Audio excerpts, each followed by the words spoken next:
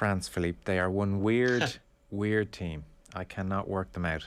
That was a bizarre evening last night. Now, unbelievably enjoyable from our end. I'd say for French people it was infuriating. Where do you want to start on this madness last night? Well, where would you like me to start? Where would you like me to start? Okay. I mean, we could start. I've got with one. the No, I've got one.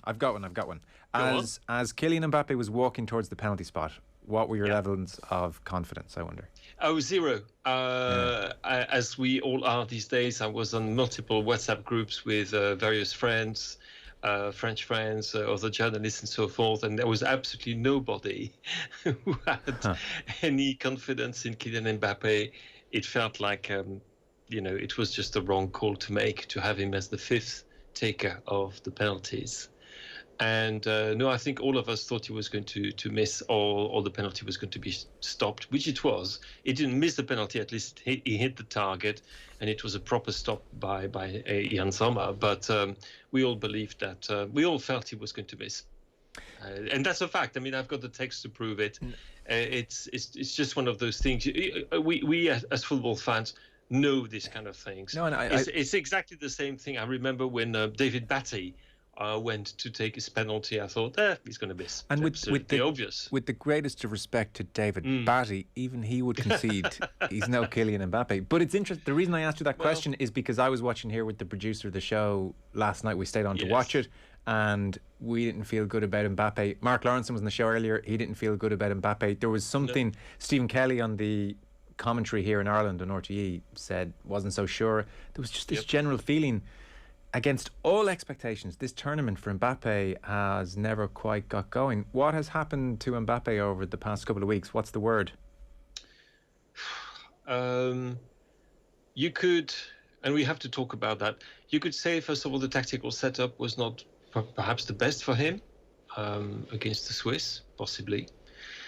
You have to say that he's in a strange place. I know we've talked, I think the two of us have talked about it before. He's in a strange place as far as his career is concerned. He's at a crossroad. He has to make some big decisions for the remainder of his career. He's only very young. He's only 22. But his next move is going to be very important. And is he going to set PSG? Is he not going to stay? And I know people will say, well, how can that have an influence on the way that a player behaves in an international game? The answer to that is that, of course, when Kylian Mbappe is taking the strides toward the penalty spot, he doesn't think about, am I going to play for Real Madrid, Liverpool, or PSG next year? He doesn't think about that. It just means that the focus as a whole is not what it should be. There's the fact that he's also had a strange season with his club. I think that he's probably trying to do too much. People call it showboating. It's almost to me as if he wanted to show that whatever Neymar can do, he can do better. He's not in a good place. But to be honest, to put the responsibility of France's exit from the Euro on Kylian Mbappe's shoulders would be really, really unfair, because he's not a culprit in this. He's just one of the people who took part in a very poor, actually shocking performance. But none is more guilty than Didier Deschamps, obviously. Go on. Well, his tactical setup was insane. It made no sense whatsoever. I had heard that he was about to choose a three-man defense on the Saturday. It started to leak very early. And I went through all the games that France had played since Didier Deschamps became its manager back in 2012. And they had played 116 games, and of these 116 games, 3 of them had been played with 3 at the back. And one of them was a friendly against Albania. 2 of them were Nations League games against Sweden, I believe, and Croatia. And the results had been positive results. There had been 3 victories, but the manner of the result, it actually had been a bit of a shambles, especially I remember against Sweden. But I thought, this is very odd. Why should we move? Is it because Lucas Hernandez is perhaps not quite fit enough? And so we don't trust whoever would be depping at left back? I mean, it's all very strange because you could even imagine like Léo Dubois or Pavard against a team like Switzerland, with all apologies and all respect to Switzerland. You could imagine, why not play them as left back, or even Kimpembe, as he did, by the way, for 12 minutes in the first half. So it was a very strange choice, and it threw the whole team into a kind of weird chaos where nobody knew what their roles were anymore, when one of the strengths of Didier Deschamps' team beforehand was precisely its organization and the fact that every single player had a very definite role and defined role, well-defined role, and that Deschamps, being somebody who doesn't believe in big turnovers, you basically was using 12, 13 players. Everybody knew exactly what to do. Then suddenly he throws this onto us, put Rabiot in a wing back, and don't get me started about Rabiot, in a left back or wing back position. Pavard had a horrible game, but to be honest, nobody knew exactly what to do. And so you could see in the first half, for example, the way that Kanté and Pogba were working in midfield.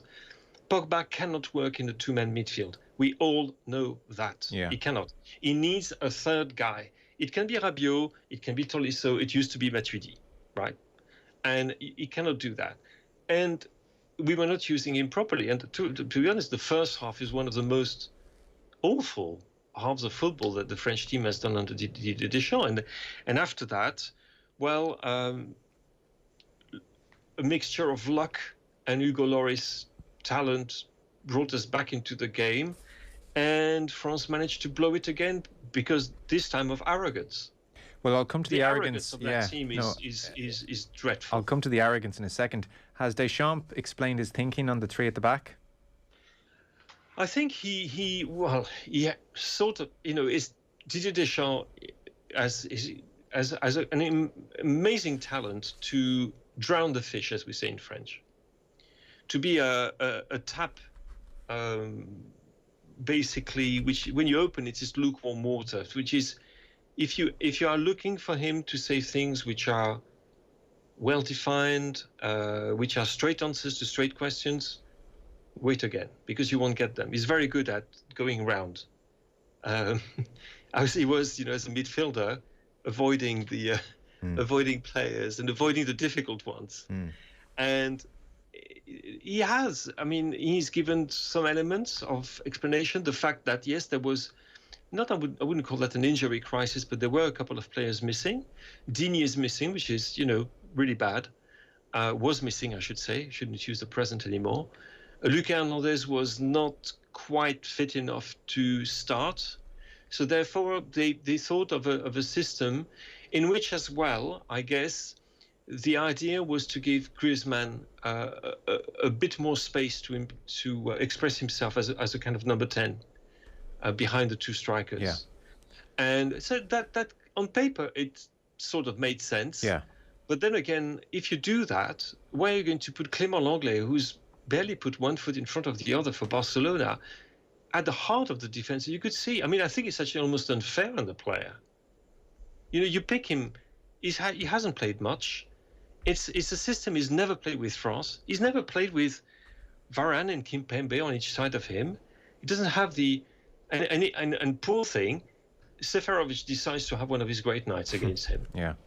So, but I think Deschamps has got, yes, to be seen as, just as he has to be seen as one of the great architects of the triumph of 2018, which was achieved thanks to him, whether you liked it or not. And I didn't like it much, but you have to agree to that and acknowledge it. You have the same way to acknowledge the fact that the way he directed this team and managed that team for that crucial game just wasn't right. And some of the things which had worried me, and again, you will remember some conversations we had before the tournament about France, did actually happen. Yeah. It turned out to be true. And the fears I had, and I wasn't the only one to have those fears, but it turned out to be true, to have a foundation. So France didn't have a shot on target in that first half, and then there was the VAR penalty, Pavard's tackle, and Lloris makes the save. So this is a wake-up call on 54 minutes that this could have been 2-0 down. You really now need to get things moving. And lo and behold, what followed was just some of the most thrilling football that we've seen in this competition. So the penalty happens on 54 minutes. Lloris makes the save. Benzema scores 2 minutes later, and Mbappe puts the pass through. Benzema's flick is outrageous. It's 1-1. 2 minutes later, again, we're down on Mbappe a touch, but some of the most glorious interplay between Griezmann and Mbappe, and Benzema nods it home into an empty net, and suddenly it's 2-1. And then just to put some sheen on the whole thing, Pogba does his thing on 75 minutes. Some beautiful dancing. The director has to wait at least a minute to cut to a replay, and it's good night, Irene. It's over. It's done. They've taken this out of the fire. The Swiss players, several of them, accused the French then of a degree of arrogance. They sensed arrogance on the pitch, and we saw it all over the place. If you look at Coman, who may have been injured at that stage, I don't know. Certainly him and Deschamps were arguing over his fitness, but the cross in for Seferovic's second goal, Coman is sauntering and makes a last-minute sprint for show to try and close down the crosser. And moments like that crept into their play, and Pogba gets caught in possession again. You know, it was the real focus of Roy Keane on ITV, that for all the brilliance, and goodness me, Pogba was a joy to watch in so many ways last night. For all the brilliance, he then breaks your heart with that moment of sloppiness. But that point, you mentioned arrogance, and it was like so striking that the Swiss players themselves sensed an arrogance and said as much afterwards. Yep. And that is something which, again, I mean, the players have got to take responsibility for that. I have to say, I'm a little bit loath to have a go at Paul Pogba, because he had an absolutely magnificent tournament until then. He was probably, for me, the best midfielder in the tournament before the round of 16. Some of the football he played on the night against the Swiss, is including when France were doing really badly, was absolutely extraordinary. His range of passing is probably unrivaled in world football. And I say that absolutely seriously. I mean it. I don't think there are many players. I don't think there is another player who is capable of, perhaps Kevin De Bruyne, but who is a different kind of passer. But that's about it. So we're talking really the top of the top of the top of the world's elite. But then there's what happens after his goal. It was one thing I wonder is that, and it's really something that I hope to have a chance to talk to him about at one stage, one point, maybe miraculously it will happen. Scoring a goal, especially a goal like this one, which normally sends your team into the quarterfinals, you've done the break, as a tennis player would say. I still find it extraordinary that your first reaction is not a reaction of joy. I don't understand it. It's beyond me. And maybe I'm an old codger who doesn't understand, but it's not something, like when Poulsen scored for Denmark, or Forsberg scored, or Zinchenko scored for Ukraine, or anybody else, and Benzema scoring. By the way, what an injustice that Benzema's goal is not going to be remembered as it should as one of the great Euro goals. It's absolutely magnificent. I feel very sorry for Karim, by the way. We should talk about him. But I'm thinking this is weird. There's a kind of distanciation between yourself and what you're doing. I'm not meaning that it's going beyond the arrogance and the fact that you're actually doing something which the other guys are not going to like at all, and they're going to want to have their back on you. They want to a measure of revenge almost on you. So it's not very clever. But it's also the distanciation between what you've just achieved and your emotional state and involvement. For me, it shows that you're not entirely in the game. If you see what I mean, I think there is a moment where you've got to abandon yourself to the rhythm of a game when you're a player. And I think most players do that. Some players don't. And it can be one of their strengths. In this particular instance, there was something, at the time, I winced when I saw that. And to be honest, I winced, and I'm not a Pogba basher. And I really actually was really happy for him, because I thought he's proved so many people wrong again in this tournament, just like he had in 2018. He's showing what a wonderful player he is, and that when he's like that, he genuinely wasn't one of the great midfielders we have at the moment in world football. But this I really just couldn't understand it and countenance it. And I thought this is really stupid. But this arrogance runs through the side, I'm afraid. And it's one thing that we were talking about before the tournament. I felt that there was in this team, in the squad, in the media, in everything around it, something which reminded me of 2002. As in, we are the holders of the World Cup. Nothing can really happen to us. Oh, little Switzerland, what about them? They've never beaten us in a competitive game. It's going to be all right. Okay, so, we have a problem. 1-0 down, but Hugo saves the penalty. 1-0, 2-1, 3-1, scoring goals for play, just for fun. It's going to be fine. And no, of course, it's not fine. It's not fine. It's very disappointing, to say the least. Philippe, can I just ask, just to go back to Deschamps briefly? I see there was some discussion of his future today. I think there was a couple of questions asked about his future, and I don't know how serious that is. You watch Germany this evening, and there's a case of maybe a World Cup winning manager who overstayed his welcome. I don't know. Is it possible that this hangs over him now in terms of a certain reputational damage? I'm not saying that he gets sacked next week or something, but that the stain of this game just hangs. It's a possibility. I'm sorry, I just lost you for a second here, but am I still with you? Yes. Okay. I would say that yes, of course, a number of questions have been asked, and also automatically the Zidane bandwagon, gets out of the station and starts rumbling through the countryside again. But the thing is that Didier Deschamps has already signed an extension of his contract to the 2022 World Cup in Qatar, and that before the tournament, it was very clearly said by the powers that be at the French Federation that whatever happened at the Euro would not condition what happened to Didier Deschamps himself. They wanted him, and they want him to be the man in charge of defending the title he won in 2018. So even though I agree with you, I think that it should be one of those moments where you think, well, okay, it's 9 years now. The team looks a little bit jaded sometimes. It wasn't very convincing in the group phase. To be honest, it hadn't been convincing in the qualifiers in 2021, which we played at the games against Ukraine and Kazakhstan, and they were terrible. And you think as well, his type of football is starting to show its age perhaps a little bit, and international football has moved on from this ultra pragmatic approach. Perhaps it might be that Didier Deschamps, who is a very intelligent, very smart, very clever man, who knows football, he knows far more of football than any of us put together will ever know. But that doesn't mean necessarily he should remain in this job. Because I don't think he will ever change. He's always been the same kind of manager, always. And he had a real moment of madness when he decided on the tactical setup.